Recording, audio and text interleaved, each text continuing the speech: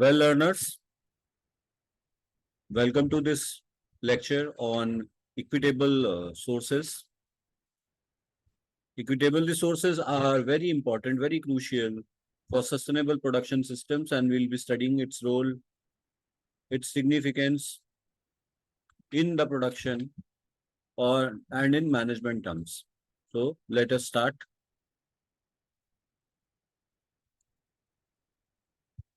The equitable use of resources is a fundamental principle in achieving sustainable production systems, where economic activities meets present needs without compromising the ability of future generations to meet their own needs. In this comprehensive analysis, we'll be looking into the importance of equitable sources, use of sustainable production, exploring its principles, challenges, solutions, to detailed examination, real-world examples, etc. So the thing is, why are we studying this? Because equitable use of resources is very important. It is actually a fundamental principle to achieve sustainable production system. Sustainable production system क्या है? Sustainable क्या है? जो सतत चलता रहेगा, हमेशा शाश्वत रहेगा, और वो तभी रह पाएगा जब हम इक्विटेबल यूज ऑफ रिसोर्सेस कर पाएंगे। हमारी जो इकोनॉमिक एक्टिविटीज हैं वो हमें इस प्रकार करनी है। देखिए क्या लिखा हुआ है यहाँ, where economic activities meet present needs without compromising the ability of future generations to meet their needs. मतलब इकोनॉमिक एक्टिविटीज हमें करनी है, पर किस प्रकार करनी है, जिससे कि जो हमारी आने वाली जनरेशन्स है उनको किसी प्रकार का कंप्रोमाइज ना करना पड़े। तो प्रेजेंट नीड्स को इस प्रकार फुलफिल करिए कि भविष्य में जो आने वाली पीढ़ियां हैं उन्हें कोई दिक्कत का सामना ना करना पड़े, अपनी नीड्स को बिना कंप्रोमाइज करे वो फुलफिल कर पाए। इसलिए इक्विटेबल यूज ऑफ रिसोर्सेज जो है ये इंपॉर्टेंट है। इसकी डेफिनेशन एंड ओवरव्यू समझते हैं जरा। Equitable resource use refers to the fair and just allocation of resources among different stakeholders, ensuring that all individuals and communities have access to essential resources for their well-being.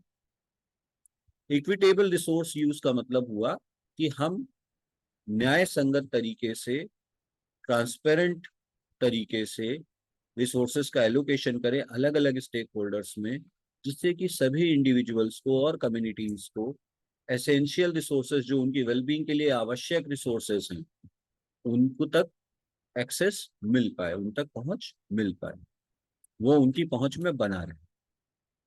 तो just तरीके से, fair तरीके से allocation करना है, बंटवारा करना है रिसोर्सेज का अलग अलग स्टेक होल्डर्स के मध्य, जिससे कि सभी को, चाहे कोई कम्युनिटी हो, चाहे कोई व्यक्ति विशेष हो, उनको एक्सेस रहे जो भी एसेंशियल रिसोर्सेज हैं उनकी वेलबींग के लिए उनकी।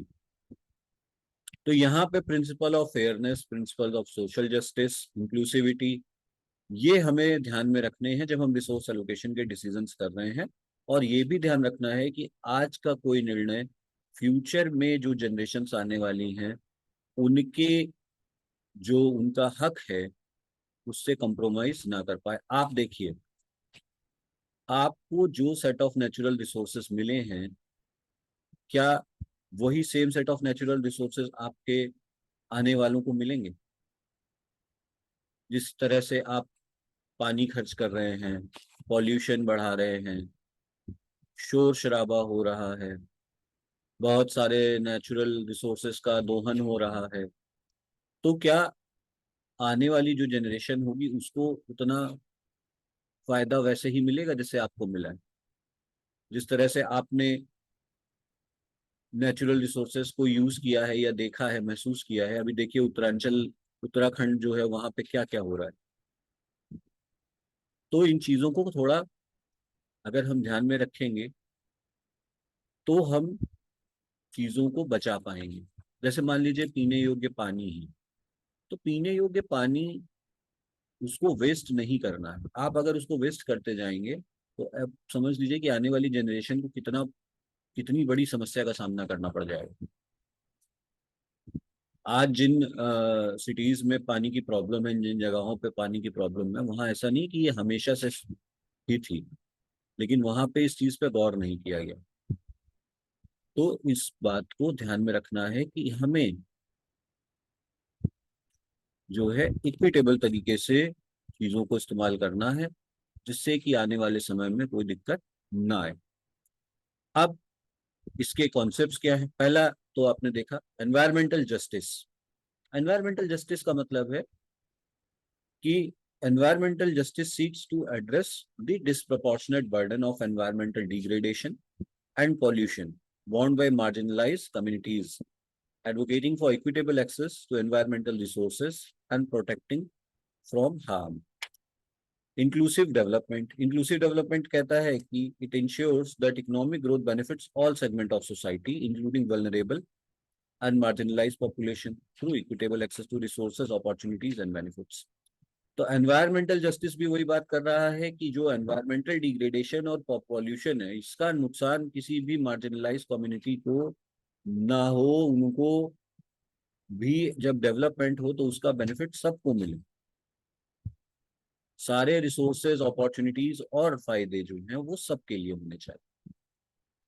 तो इक्विटेबल सोर्सेज की बात अगर आप करने रहे हैं तो यहाँ पे आपको ध्यान रखना है कि एक तो आप ये देखें कि आपके द्वारा किए गए नुकसान को कोई एक कम्युनिटी ही ना बियर करे, उस चीज को सब लोग मिल करके हैंडल करें और हार्म से बचने की कोशिश करें।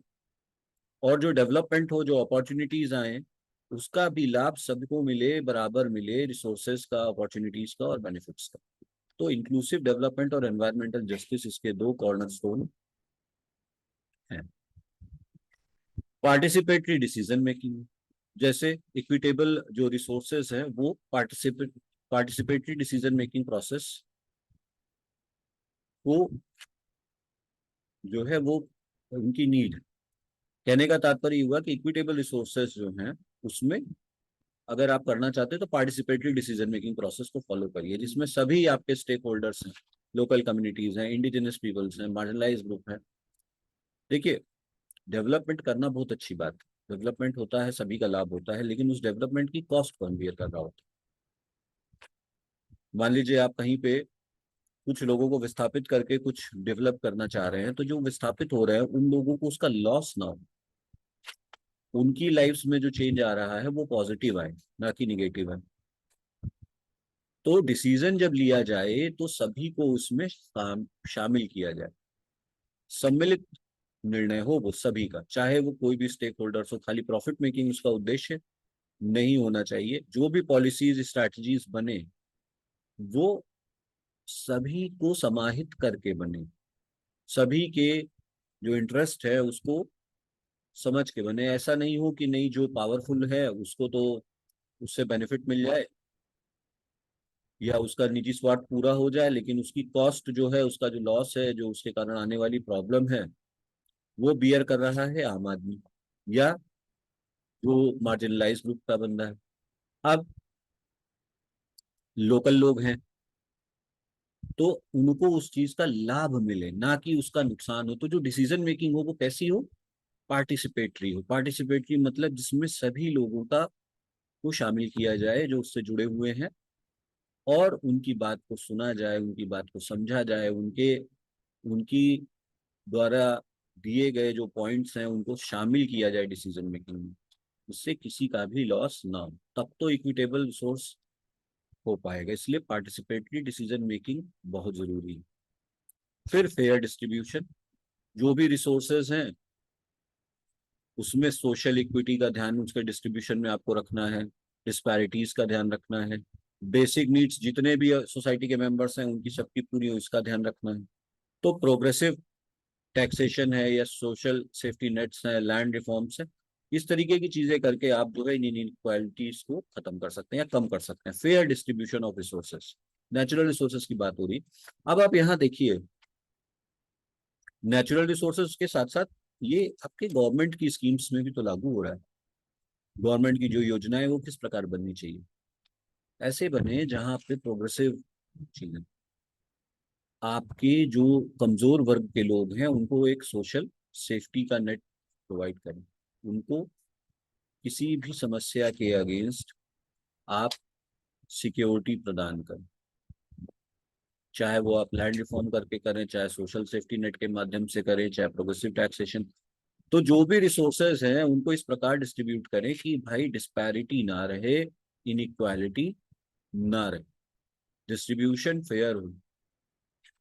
सोशल इक्विटी का विशेष ध्यान रखिए। देखिए, हर एक व्यक्ति, हर तरह का तबका इस देश के अंदर या इस जगह पे है। अब आपकी किसी निर्णय से किसी दूसरे पर्सन को प्रॉब्लम, किसी दूसरी कम्युनिटी के मेंबर को प्रॉब्लम नहीं होनी चाहिए। और रिसोर्सेज ऐसा ना हो कि भाई जो ताकतवर है वो सारे रिसोर्सेज पे कब्जा कर ले, और जो कमजोर वर्ग है वो कुछ ना, अगर उसको उसका फायदा ना मिल पाए। तो ये हमेशा याद रखिए कि जो शक्तिशाली है, समर्थ है, ये उसकी रिस्पॉन्सिबिलिटी है, ये उसका गुण होना चाहिए, सामर्थ्य का ये गुण होना चाहिए कि आप अपने से कमजोर, अपने से दुर्बल जो भी व्यक्ति हो, या जो भी कम्युनिटी हो, या जो भी हो, उसको लाभ पहुंचाने की दृष्टिकोण से काम करें। आप उसका हक मारने की दृष्टिकोण से काम नहीं करें अपने निजी स्वार्थ के लिए। आप उसको कंफर्ट में लाने की कोशिश करें। क्यों? क्योंकि आप सामर्थ्यवान हैं। आप सामर्थ्यवान हैं। आपको मैं एक उदाहरण देता हूँ। मान लीजिए आप अपनी कार से चले जा रहे हैं और आपने ओवरटेक करने के लिए एक हैंड, जो मैनुअल रिक्शा चालक है, जो बहुत मुश्किल से इस गर्मी के मौसम में रिक्शे को खींच रहा है और वो शारीरिक श्रम कर रहा है, और आप कार पे हैं।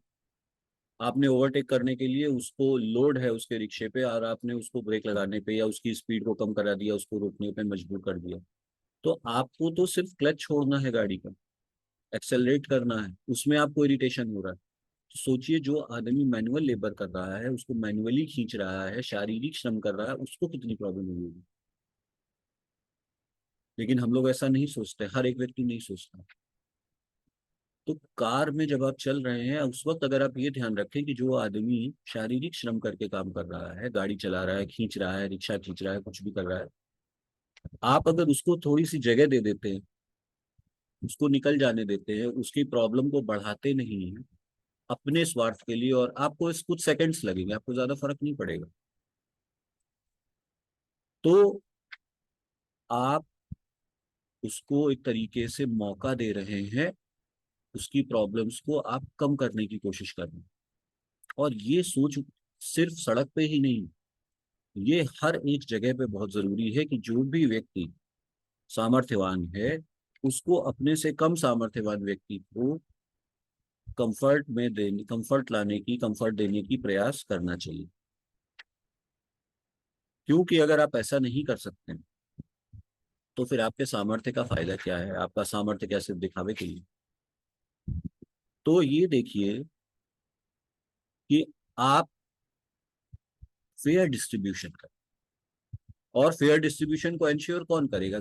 जो कमजोर है वो नहीं कर पाएगा, परंतु जो ताकतवर है वो इस चीज का इनिशिएटिव अगर ले कि रिसोर्सेस का एलोकेशन ऐसे किया जाए जिससे सोशल इक्विटी बनी रहे। डिस्पैरिटी, देखिए गवर्नमेंट अकेले सब कुछ नहीं कर सकती है, इसमें सिटीजन्स का भी रोल है। तो डिस्पैरिटीज को एड्रेस करना, बेसिक नीड्स सभी की फुलफिल हो जाएं, ठीक है, इस चीज का ध्यान रखना ये सभी लोगों का काम है, चाहे आप हो या हम। चलिए खैर, आगे बात करते।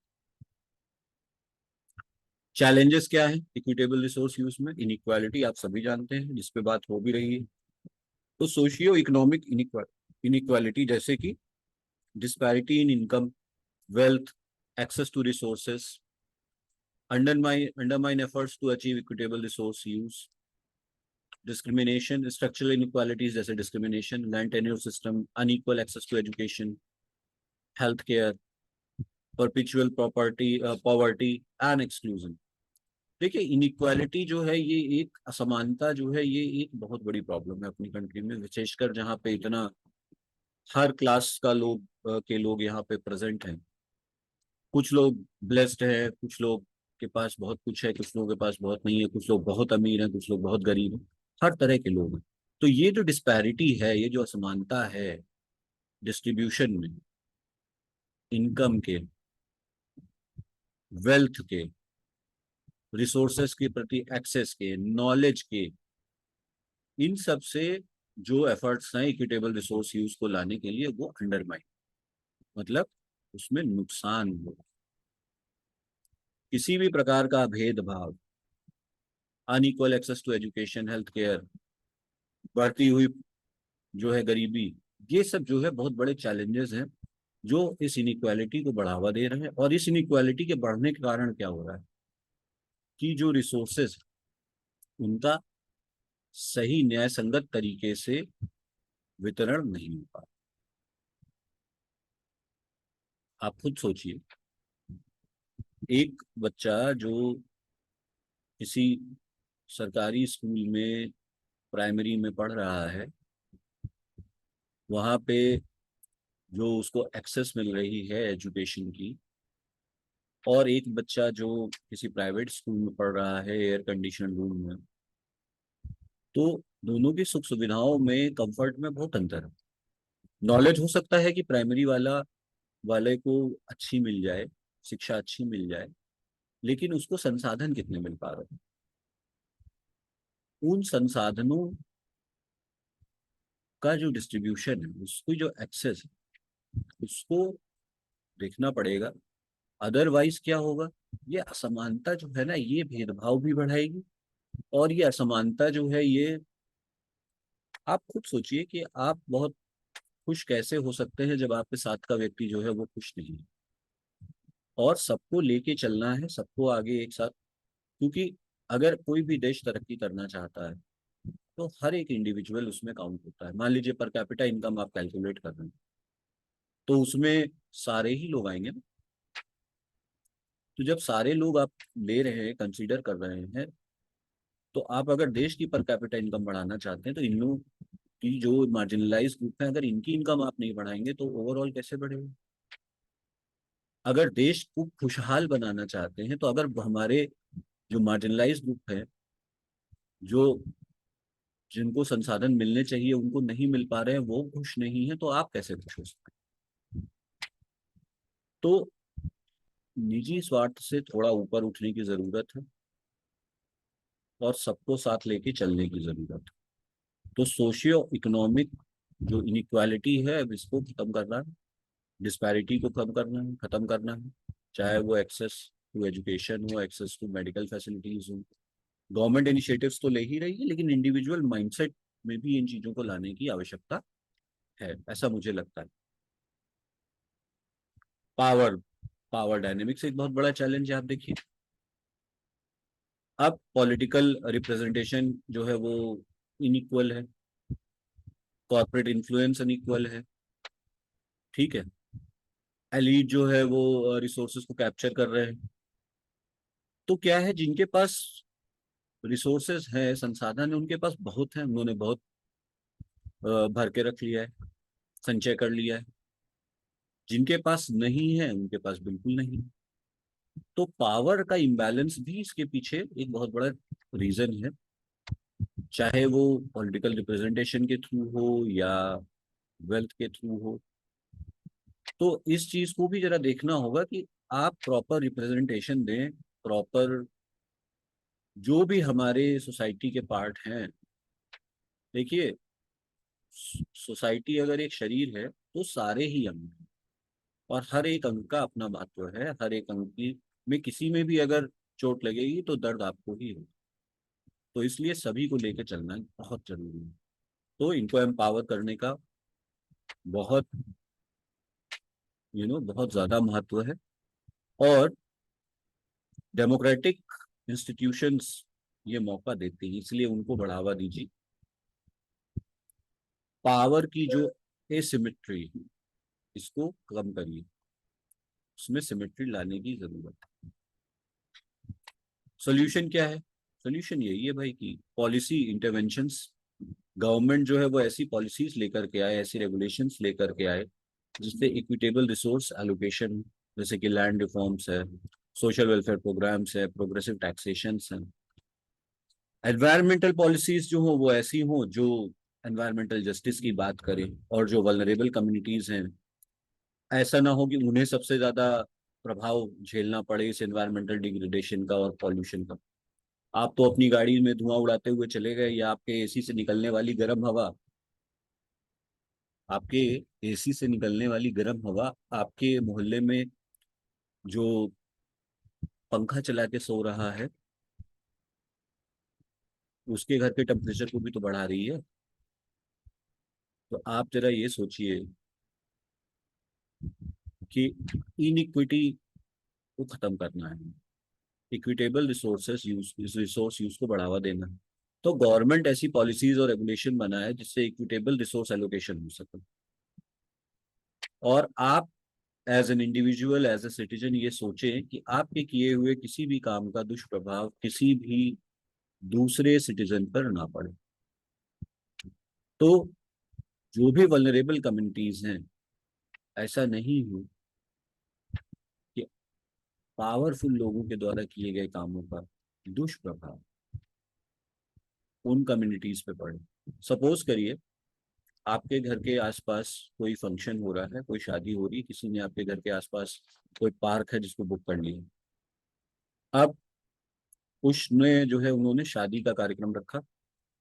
आइडियली 10 या 11 बजे वो डीजे बजाने का समय खत्म हो जाता, लेकिन वो पावरफुल है, उनके कनेक्शंस हैं, तो वो रात को 1 बजे तक शोर मचा रहे हैं और कोई कुछ कह नहीं पा रहा है, जबकि किसी बच्चे का एग्जाम है, कोई हार्ट पेशेंट है, कोई बीपी से पीड़ित है, लेकिन वो नहीं सुन रहे, वो अपने मद में चूर होकर के रात भर शोर मचा रहे हैं।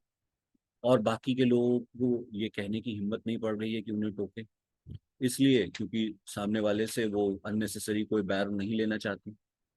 तो ऐसी स्थिति में कौन आगे आएगा? सामर्थ्यवान आगे आएगा या कम सामर्थ्य वाला आगे आएगा? किसकी जिम्मेदारी ज्यादा है? आप बताइए। तो आप सोचिए कि अगर हर एक जो हमारे सिटीजन है, हम हैं, आप हैं, सबकी सोच में ये परिवर्तन आ जाए तो अपने आप बहुत सारी चीजें ठीक हो जाए। लेकिन हमारा लालच, हमारा खुद को और खुद के लोगों को सुख पहुंचाने की प्रवृत्ति, निजी स्वार्थ, ये हमें ऐसा नहीं करने देता है, इसलिए इन चीजों का त्याग करना चाहिए। फिर कम्युनिटी एम्पावरमेंट, कम्युनिटी एम्पावरमेंट करके आप कर सकते हैं इक्विटेबल रिसोर्स यूज।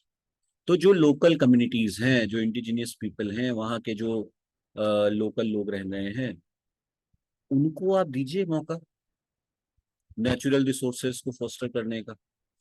ठीक है, उनमें वो अपनी चीजों को आगे बढ़ाएं, उन चीजों को आप सपोर्ट करें, उनको मदद करें। तो आप देखेंगे कि जो परंपरागत तरीके हैं चीजों को करने के, वो भी प्रिजर्व हो जाएंगे। साथ के साथ लोकल कम्युनिटीज की जो, मान लीजिए हर घर कोई उद्योग है, ग्राम, जो ग्राम आपके रूरल सेक्टर में कोई, मान लीजिए चटाई बनाता है कोई, अ, बहुत सारी और चीजें बनाते हैं ना, जैसे आपके हैंडक्राफ्ट है, तो उनका जो परंपरागत चीजें हैं उनको बढ़ावा दीजिए, उनको मार्केट दीजिए। नेचुरल रिसोर्सेज को उनको अपने तरीके से उसको यूज करने दीजिए, जिससे कि सस्टेनेबल रिसोर्स यूज हो पाए, कंजर्वेशन हो पाए, रिसोर्सेज बने रहें। जैसे जो लोकल से उनको पता है कि किस पेड़ से किस प्रकार से फल लेना है, पेड़ काट के फल लेना है या फल तोड़ के लेना है। आप समझ रहे हैं? उन्हें मालूम है, तो वो अपने तरीके से केयर करते हुए नेचुरल एनवायरनमेंट की, नेचुरल रिसोर्सेज का सस्टेनेबल यूज कर सकते हैं। तो लोकल कम्युनिटीज और इंडिजिनस पीपल्स को आपको एम्पावर करना चाहिए। पार्टिसिपेटरी अप्रोच रखिए, community based natural resource management करिए, जो रिकॉग्निशन दीजिए इंडिजिनस राइट्स को, जिससे कि इक्विटेबल रिसोर्स गवर्नेंस हो सके।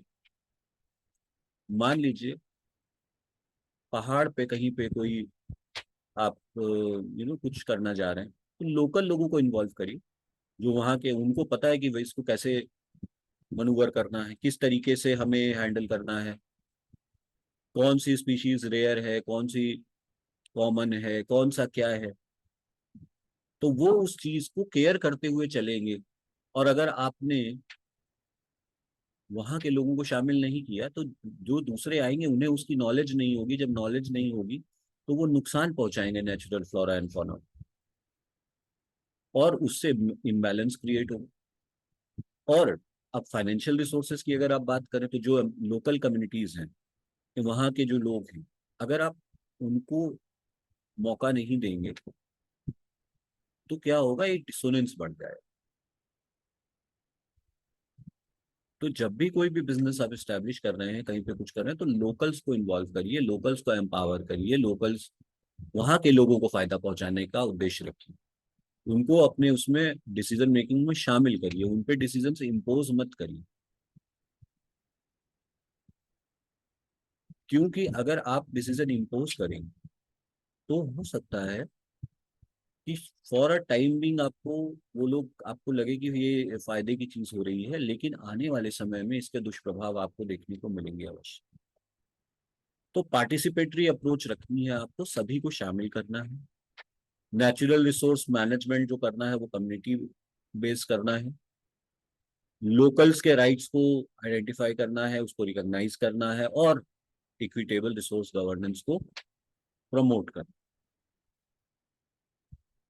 अब एक सोल्यूशन और है इक्विटेबल रिसोर्सेज के लिए, जो सस्टेनेबल डेवलपमेंट गोल आए हैं, यूनाइटेड नेशंस ने दिए हैं। तो ये भी एक प्रकार का जो है फ्रेमवर्क है जो इक्विटेबल रिसोर्स यूज और इंक्लूसिव डेवलपमेंट की बात करता है। इस पे हम लोग विस्तार से बात करेंगे आगे। पर अभी आप देखिए कि सस्टेनेबल डेवलपमेंट गोल जो है, इसमें से 10 नंबर जो है reduce inequality, and 16 number peace, justice and strong institution, ये दोनों बात कर रहे हैं इनइक्वालिटी को खत्म करने की और इंक्लूसिव गवर्नेंस की। सस्टेनेबल डेवलपमेंट गोल्स क्यों आए हैं बताइए, सोचिए। यूएन में एक बॉडी है, आप सब जानते हैं, यूनाइटेड नेशंस। इन्होंने ये प्रोपोगेट किए, तो ये इसको प्रमोट किया सस्टेनेबल डेवलपमेंट गोल्स को। क्यों? क्योंकि वर्ल्ड वाइड जो है ना, जो समस्याएं बहुत सारी ऐसी हैं जो कॉमन, जैसे इनइक्वालिटी, पीस, जस्टिस, एनवायरमेंट, ये सब प्रॉब्लम्स सभी के लिए, ये किसी एक इंडिविजुअल के लिए नहीं है। ये प्रॉब्लम्स सारी कंट्रीज हर तरह से अलग अलग फॉर्म में फेस कर रहे हैं। और हैव्स और हैव नॉट्स की जो लड़ाई, वो हर जगह किसी न किसी स्वरूप में उपस्थित है। तो आपको देखना ये है कि किसी के भी हक को, आपको उसे उसके हक से वंचित नहीं करना, उसका शोषण नहीं करना। तो सस्टेनेबल डेवलपमेंट गोल्स भी इसी की बात कर रहे हैं। तो एसडीजी 10 कहता है कि इनइक्वालिटीज को कम किया जाए, एसडीजी 16 कहता है कि पीस। तो इनको भी फॉलो करना है, और इनको फॉलो करके भी हम लोग जो है इक्विटेबल रिसोर्स यूज को प्रमोट कर सकते हैं। आप देखिए, ये बेस्ट प्रैक्टिसेस पर कुछ बात कर लेते हैं। तो एग्रो इकोलॉजिकल प्रैक्टिसेस हैं जिन्होंने सस्टेनेबल एग्रीकल्चर, बायोडाइवर्सिटी कंजर्वेशन और equitable access to land and resources, जो स्मॉल स्केल छोटे फार्मर्स जो हैं उनके लिए ये लाए, इनिशिएटिव लिया गया। Food sovereignty movements, local food system, community control over resources. तो इससे हुआ क्या, इन एग्रेरियन रिफॉर्म से हुआ क्या, हुआ ये कि जो लोकल लोग हैं उनको बेनिफिट मिला। बड़े बड़े व्यापारियों को तो बेनिफिट मिला ही होगा जो मिला होगा, लेकिन जो लोकल है, फार्मर है, छोटा फार्मर है, स्मॉल स्केल पे काम कर रहा है, उसको भी बेनिफिट देने का प्रयास किया गया। इसको थोड़ा सा और इलेबोरेट आप पढ़िएगा। Community based natural resource management. तो community based natural resource management initiative से क्या हुआ कि लोकल कम्युनिटीज को बल मिला, फॉरेस्ट, फिशरी, वाटर रिसोर्सेज वगैरह को सस्टेनेबली मैनेज किया जाने लगा।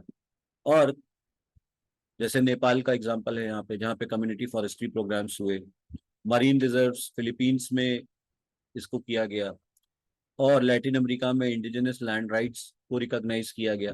तो इस तरीके की जो छोटी छोटी ये जो चीजें हैं ना, इनको अडॉप्ट करके इनको फॉलो करके आप नेचुरल रिसोर्स मैनेजमेंट को अच्छे से कर पा रहे हैं, कम्युनिटी बेस्ड तरीके से कर पा रहे हैं, तो जो इंक्लूसिविटी वाली बात है वो हो रही है, इनइक्वालिटी कम हो रही है। और अपने यहाँ भी आप जानते हैं नक्सलवाद की समस्या का की मूल में तो जो चीजें होंगी, लेकिन एक उनका कारण ये भी है कि भाई डेवलपमेंट करिए, डेवलपमेंट होना चाहिए, लेकिन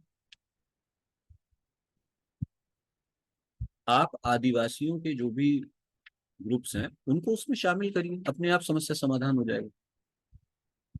ठीक है, किसी का भी हक नहीं लेना है, बस सिंपल सी बात ये है। और फिर क्या होता है कि जब वाकई में किसी को प्रॉब्लम होती है तो इन लोगों को ढाल बना के जो अराजक तत्व होते हैं वो उसका बेनिफिट उठाने लगते हैं और फिर गड़बड़ करते हैं।